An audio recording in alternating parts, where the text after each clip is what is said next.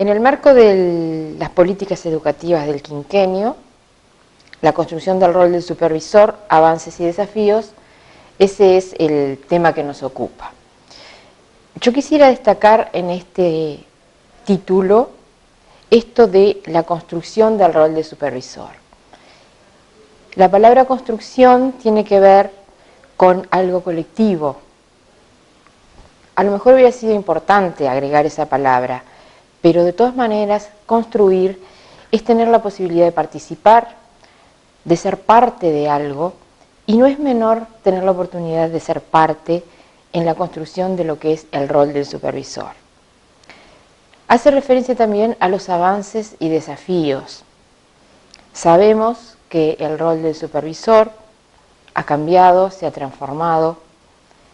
Quienes tenemos algunos años en el trayecto de lo que es la educación, hemos visto esos cambios, los hemos vivido, y de alguna forma esta nueva política de construcción nos da la oportunidad de ser parte de ese trayecto. También nos genera desafíos, porque construir en forma colectiva, ser parte de un proceso, implica una gran responsabilidad. El rol del supervisor ya no es algo dado, algo instituido, sino que es algo que se va construyendo y en lo cual tenemos parte todos los que estamos en este proceso, y no solo tenemos parte, sino que tenemos responsabilidad y un gran compromiso. Es fácil cuando las cosas vienen dadas desde afuera, podemos estar de acuerdo o no, pero no somos parte, no tenemos responsabilidad en eso. Cuando somos nosotros los que lo construimos, tenemos otra responsabilidad y otro compromiso. La relación del supervisor con estas líneas estratégicas, que no las vamos a mencionar porque están publicadas en distintos materiales, es evidente. El rol del supervisor ocupa una posición en el sistema y por tanto es parte de esas líneas de política educativa. En algún momento se habló de que era quien ejecutaba o quien llevaba a territorio esas líneas de política educativa. Podemos acordar en eso, pero en lo que sí tenemos que sentarnos a pensar es cómo se implementan esas líneas de política educativa y cómo se articula el rol del supervisor con esas líneas. Tradicionalmente se entiende que la supervisión educativa es una función que viene instituida con el objeto de optimizar el funcionamiento de las instituciones educativas y, en definitiva, de contribuir al aprendizaje de los niños y a la formación o al crecimiento profesional de los docentes. Esta es una concepción tradicional. Si nos retrotraemos al año 1998 y leemos la circular 371, vemos que ya ahí había conceptos interesantes. El artículo 1 de esa circular dice que es función del inspector de zona la orientación, asesoramiento, coordinación y control de la labor educativa en sus respectivas áreas. Esto, dicho así, no parece tan antiguo. Recuerden que estamos hablando del año 1998. Habla de asesoramiento, de coordinación y de control. Tal vez lo que tendríamos que sentarnos a analizar es qué se entendía en ese momento por asesorar, coordinar y controlar. ¿Qué es lo que se entiende hoy por esos términos? Y en este sentido es que entendemos que la función del supervisor es fundamentalmente una función de crear oportunidades. El supervisor tiene la finalidad de poner al docente en situación de poder pensar, de poder reflexionar. Ese asesoramiento, esa coordinación y ese control tiene que ser una oportunidad para que el docente crezca profesionalmente a partir de sus saberes, de sus prácticas, de su realidad y con el aporte del supervisor. Estamos convencidos de que todos los maestros hacen lo mejor que saben hacer, que todos los maestros asumen con responsabilidad su tarea, que hay un gran compromiso docente y que a veces cuando se confronta esa tarea con los resultados, se valora como que hay algo que falta, pero seguramente no es responsabilidad y compromiso. Entonces, el supervisor tiene la obligación de juntarse, de sentarse, de generar la oportunidad de encuentro con ese docente y analizar qué es lo que está pasando, cómo puede acompañarlo, cómo puede asesorarlo, por qué controla algunas cosas. Si pasamos del año 1998 al año 2019 y miramos la circular número 5 de inspección técnica, yo los invito a que se sienten y miren y lean y relean estos materiales, tratando de despojarse de algunos conceptos o preconceptos, casi que centrándose en lo que es la lengua. Esta circular habla de que la supervisión es un acompañamiento que desarrolla reflexión crítica. No es contradictoria a la anterior. Tal vez lo que está haciendo es explicitar de otra forma aquello que pudo ser un espíritu en la circular 371. Diríamos entonces que la gran diferencia no está en el qué es supervisar, sino el cómo se lleva a cabo esa supervisión. Promover la reflexión crítica. ¿Cómo hacerlo? Bueno, en primer lugar, hay que habilitar la construcción de miradas colectivas. No es solo la mirada del supervisor, sino que es la mirada del maestro, de quienes están en su entorno, y yo ahí jerarquizo el rol también del director, que también es un supervisor, y que es quien acompaña al maestro día a día. Entonces, esa reflexión crítica no es solamente decirle al maestro que analice lo que le está pasando, o lo que está pasando en su grupo, sino es sentarse a dialogar, a pensar juntos y a poder analizar críticamente. ¿Por qué hago hincapié en esto? Porque seguramente cada cual va a mirar los hechos desde su lugar. Todos los docentes hemos recorrido un trayecto de formación y acá quiero hacer la aclaración de que no es lo mismo trayecto que trayectoria. La trayectoria tiene que ver con los cargos que hemos podido desarrollar dentro del sistema y eso nos da algunos saberes, pero el trayecto tiene que ver con los cambios que hemos sufrido interiormente y que nos hacen ser lo que somos actualmente. Me gusta decir que es importante pensar cuándo empezamos a ser maestros. Ayer se lo preguntaba a una colega del área de conocimiento artístico y ella me decía hace 20 años. Digo, ¿cuántos años tenés? 42. Le digo, o sea que empezaste a los 22 años a ser maestra. Y entonces se sonrió y me dice, no, mucho antes. Sí, yo creo que sí, que empezamos a ser maestros cuando empezamos a aprender en el hogar, en el barrio, en la escuela. Y entonces pensemos, ¿cuándo empezamos a ser supervisores? A partir de las experiencias que hemos tenido. ¿Quién nos ayudó a construir la idea de lo que es ser supervisor? Bueno, quienes nos han supervisado.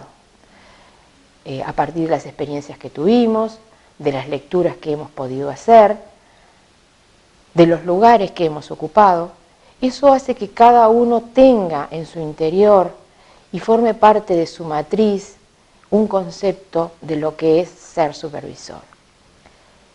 Pero el título aludía a una construcción colectiva. Entonces nos parece fundamental sentarnos con cada una de esas construcciones personales a pensar, a reflexionar cuál sería la construcción colectiva de lo que es el rol del supervisor. Para eso se hace necesario habilitar al otro, habilitarlo a pensar, habilitarlo a dialogar, habilitarlo a decir y acompañarlo en ese hacer, en ese pensar y en ese decir. Aquí es fundamental el tema de la formación y de la investigación. No es reflexionar sobre la nada, sino que es necesario ver cuál es la realidad.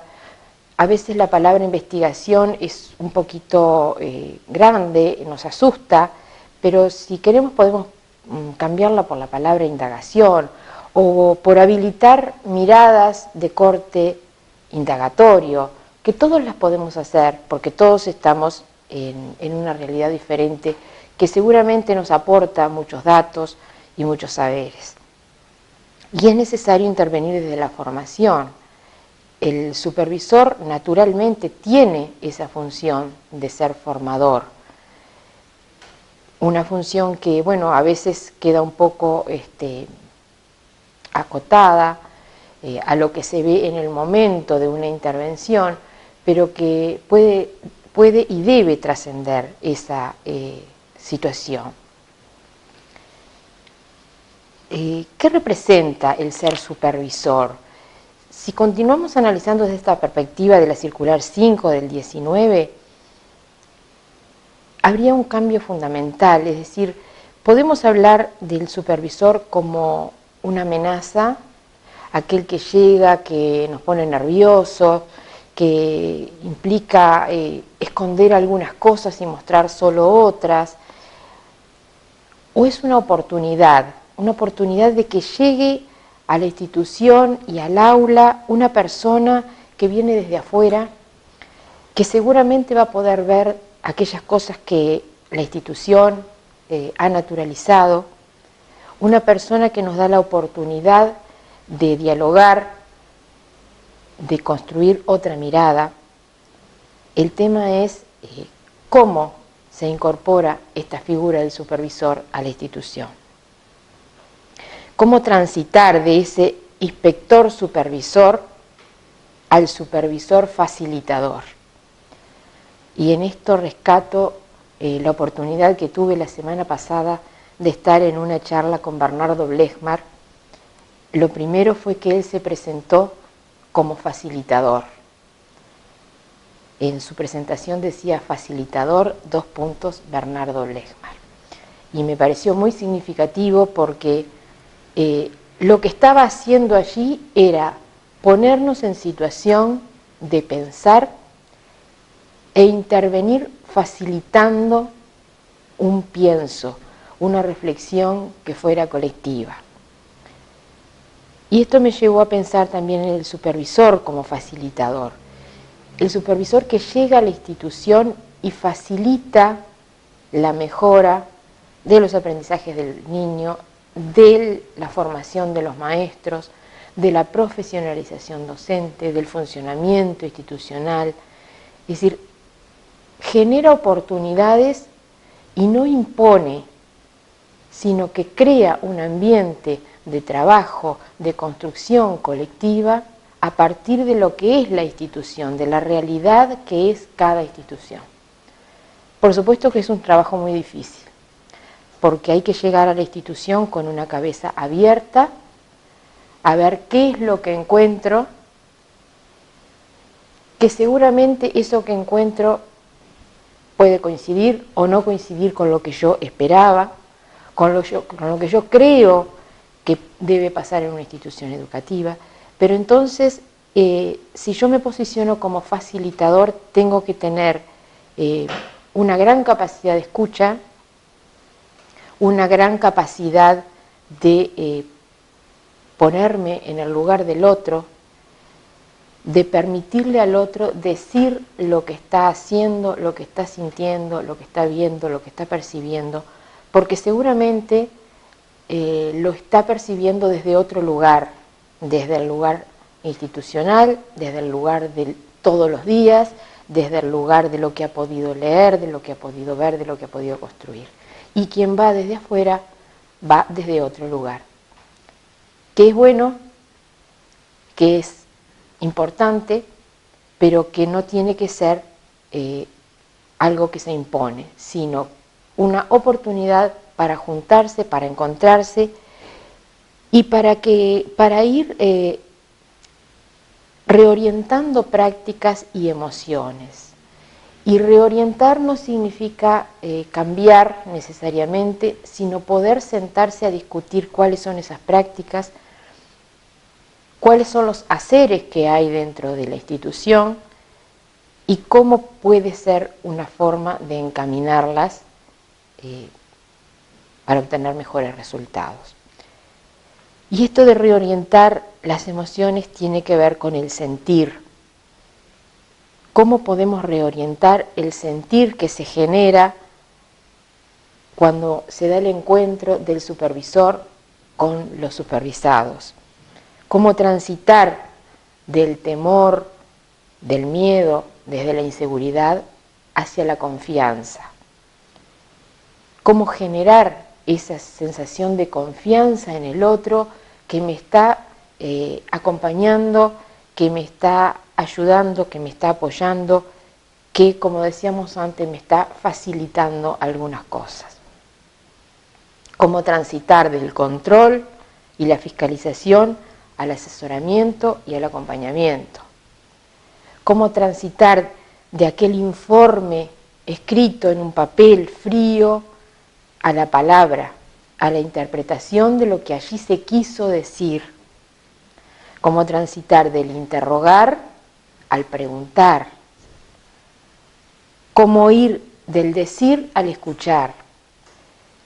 Sabemos que hay un encuadre de lo que es el supervisor, que hay algo que está instituido, que hay determinadas cantidades de visitas, que hay una prisa por cumplir con todo eso, que lleva a que muchas veces el decir sea algo muy grande, muy amplio, que quita lugar al escuchar. Cómo transitar desde la mirada de lo que falta a la mirada de la posibilidad. Este vaso puedo decir que está casi lleno o puedo decir que le falta un poco. ¿Qué estoy mirando? ¿Lo que hay o lo que falta? Seguramente si me centro en lo que falta, dejo de ver lo que hay.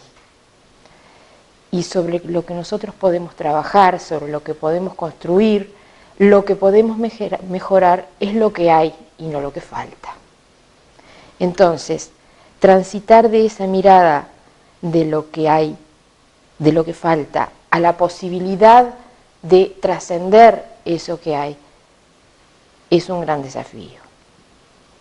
Cómo trascender del puesto que nos da un concurso o a veces un tener años nada más, a lo que es el rol y el ser supervisor.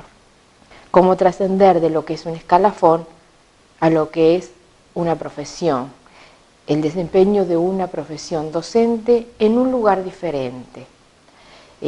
Todos somos docentes, eso es lo que tenemos en común, seamos maestros, seamos profesores, seamos talleristas, seamos directores, supervisores, somos docentes y eso es lo que tenemos en común. Ocupamos un lugar diferente en el sistema y por lo tanto desempeñamos un rol distinto.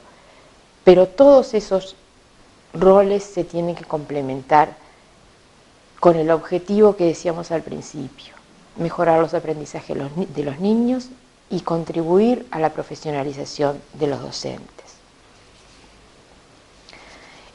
Esta sería una posición del supervisor como un aliado estratégico para la conducción de la educación, ocupando un lugar equidistante entre lo que es el control de tipo persecutorio y la complicidad en cuanto a que, bueno, todo está bien y todo vale.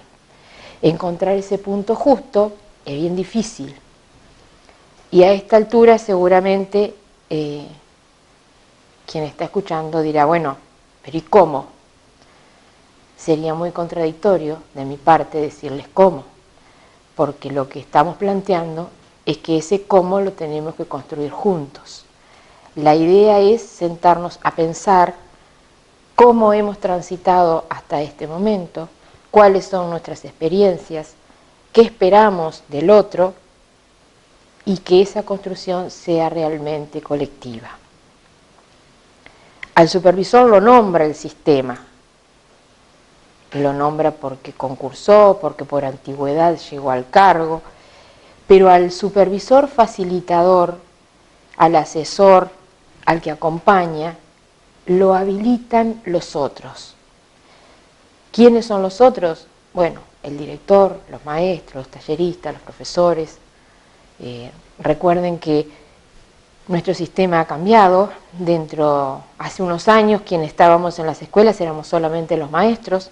Ahora tenemos otras figuras que no son de menor importancia. Entonces, ¿quién habilita a una persona a ser supervisor, a ser facilitador, a que me acompañen, a que me asesoren, a que me apoyen? Es el otro. Más allá del título, del cargo que ocupa, esa habilitación la dan los otros. Es como un reconocimiento a un supuesto saber hacer y fundamentalmente a un supuesto saber ser.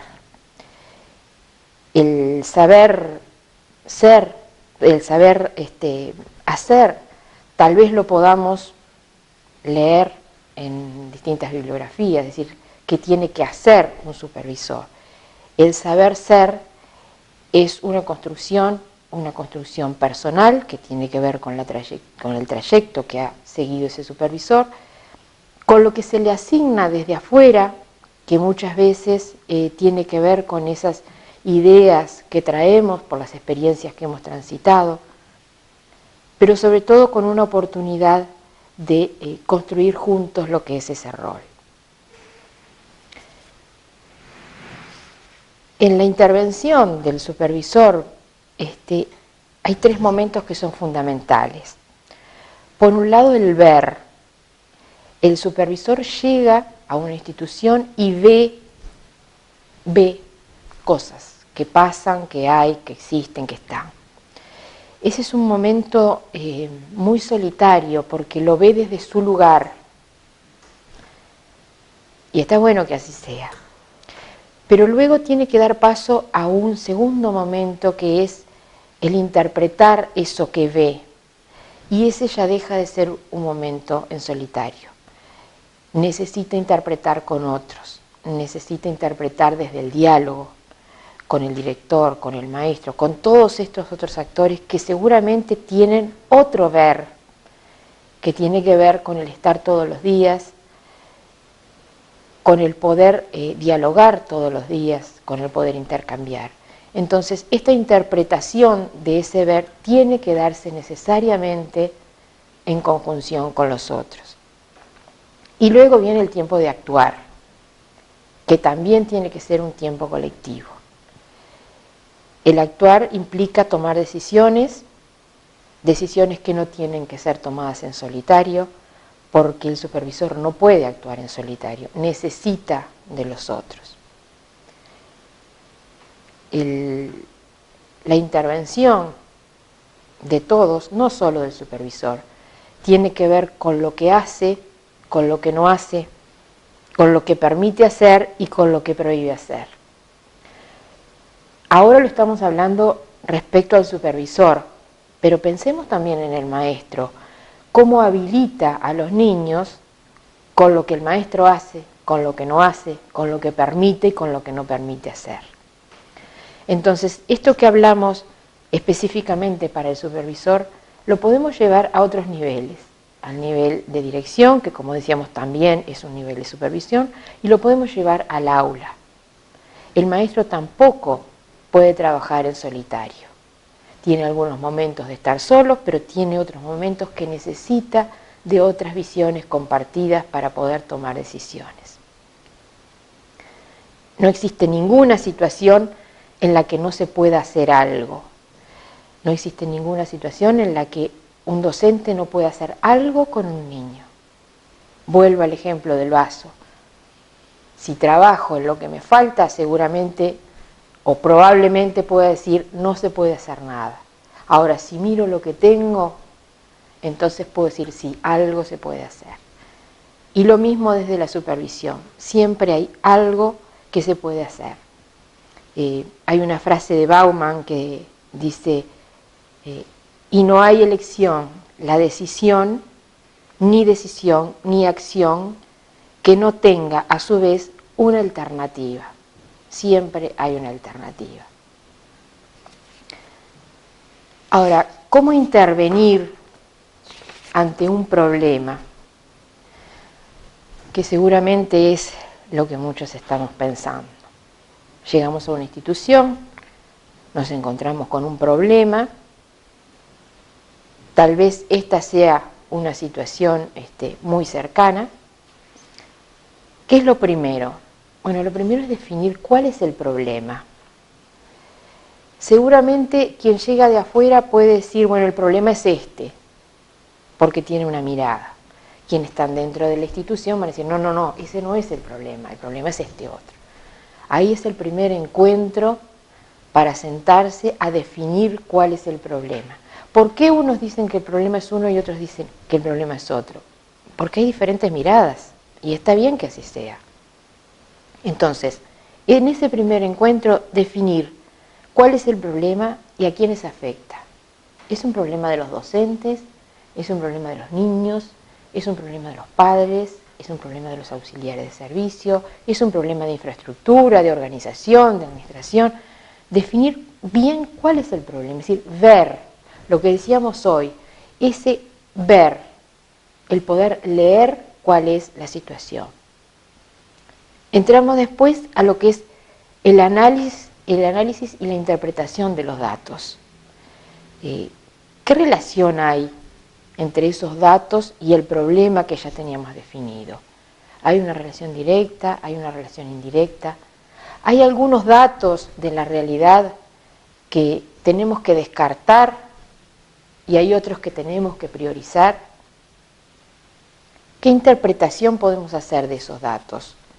Y ahí es fundamental referirse a otros elementos como por ejemplo el contexto. Un dato frío es un número, es una frase, pero eso, ¿qué tiene que ver con el contexto institucional, con el contexto del aula, con el contexto del distrito o del departamento? ¿Qué hay con respecto a datos que nos vienen desde el sistema? Tenemos elementos valiosos como el monitor educativo, como el sistema Gurí.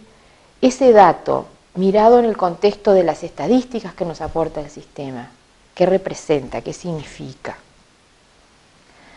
Y a la luz de otros actores, hay una mirada que es desde el lugar del docente que está dentro del aula, pero hay otra mirada que de pronto es del tallerista, que lo mira desde otro lugar, desde otro tiempo y con otra actitud. Y hay una mirada del director que mira desde otro lugar, y la mirada del supervisor, que es quien viene de afuera. Bueno, esa situación, ese problema, ¿cómo puede ser mirado desde los distintos lugares?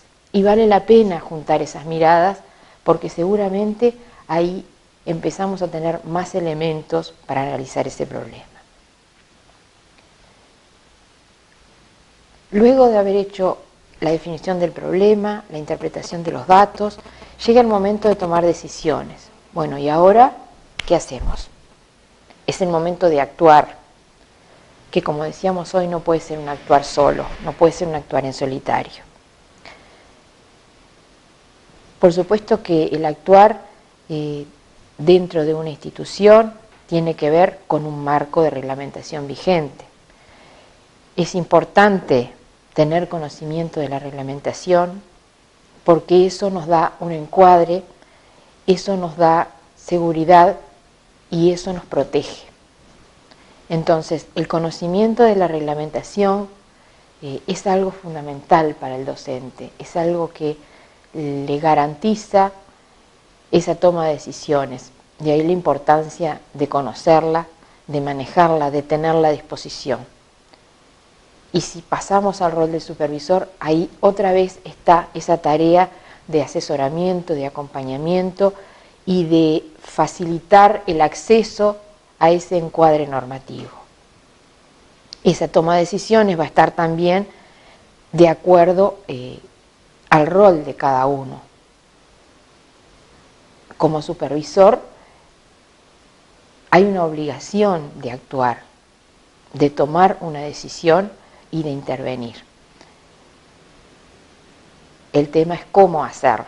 Y ahí volvemos a todo lo que dijimos antes de lo que entendemos que tenemos que ir transitando.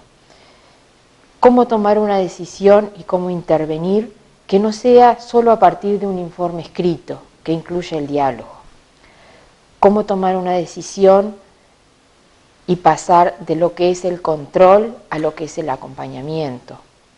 Cómo transitar desde una intervención que no sea solamente decir hay que hacer esto, sino acompañarlo y sostener ese acompañamiento.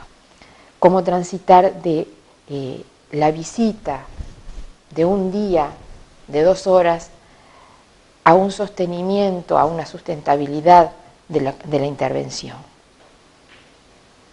No esperen recetas, porque vuelvo al primer título, es una construcción colectiva y la Circular 5 nos está dando esa oportunidad, por lo tanto no la perdamos, no la dejemos pasar.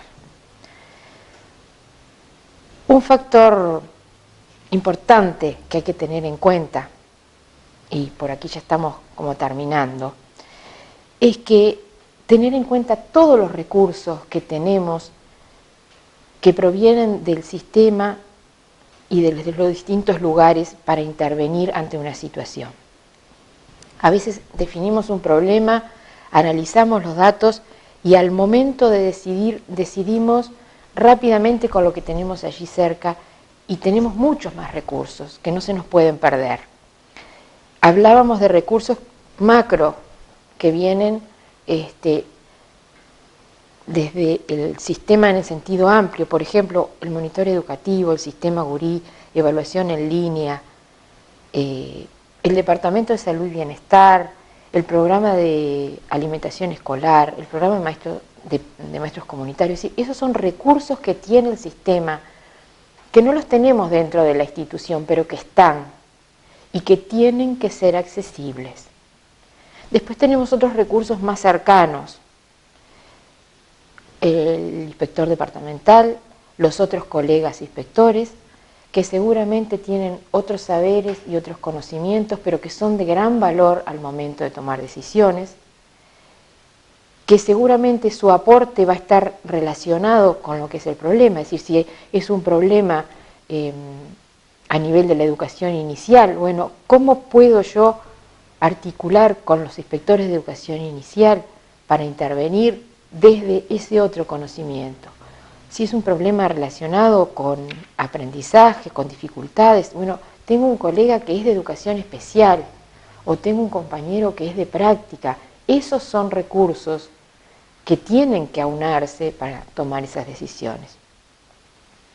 Pero además hay otros recursos a nivel departamental. Los coordinadores de educación física, el departamento de tecnología educativa, hay un abogado residente, hay un director del CAPDER, hay un departamento de salud y bienestar. Es decir, a la hora de tomar decisiones es importante tener en cuenta todos esos recursos. Nunca tomar una decisión desde la soledad y desde el saber personal, porque seguramente hay otras miradas que pueden aportar mucho. Por supuesto que hay gran diferencia en cuanto al conocimiento que tenemos de estos recursos. A veces quien está dentro de la inspección departamental conoce estos recursos y el maestro que está en la escuela no siempre los conoce, o a veces los conoce porque se ha visto en una situación de tener que recurrir a alguno de ellos. Bueno, es tarea del supervisor también facilitar el acceso a todos estos recursos que están allí y que tienen que ser puestos al servicio de todos los que formamos parte del sistema educativo. Lo último, la intervención del supervisor tiene que ser sustentable. Tiene que ser una intervención posible, que se pueda sostener y que por tanto requiere un apoyo. Siempre que hacemos una intervención, y a mí me gusta decir que a todos nos pasa lo mismo, más allá del lugar que ocupemos dentro del sistema, cuando hacemos una intervención tenemos que estar muy cerca del otro. No podemos hacer una intervención que sea tan lejana que el otro ni siquiera entiende de qué le estamos hablando, ¿no? Lo mismo pasa con el maestro. El maestro, cuando trabaja con el niño, no puede trabajar desde un lugar tan alejado de los saberes que tiene el niño. El supervisor no puede orientar, no puede asesorar con una lejanía tal que el docente no sabe de qué le están hablando, porque ahí solo le va a quedar un discurso y a lo mejor un papel escrito. Tiene que estar muy cerca, tiene que saber, tiene que conocer a quien tiene delante, a quien está supervisando, y a partir de ahí intervenir. Eso significa que la orientación que se está dando, que la intervención, se constituye en algo posible de acceder por parte del otro. Y tiene que ser sustentable, se tiene que sostener. Es decir, no es que ahora asesoro, acompaño y después me voy y ¿qué hago? Estoy solo de nuevo. No, tiene que haber un acompañamiento, tiene que haber un apoyo. Vuelvo a resaltar la figura del maestro director, que es el que está todos los días, que es el que conoce la realidad y que es el más cercano al maestro. Tiene que haber un trabajo muy conjunto entre inspectores y directores para acompañar a los docentes, para que la tarea docente no sea una tarea en solitario, que sea una tarea conjunta, que el maestro sienta que tiene un acompañamiento, que tiene un apoyo, que tiene a quien recurrir y que es parte de lo que nosotros hablábamos al principio, que es la construcción de esos roles de supervisión.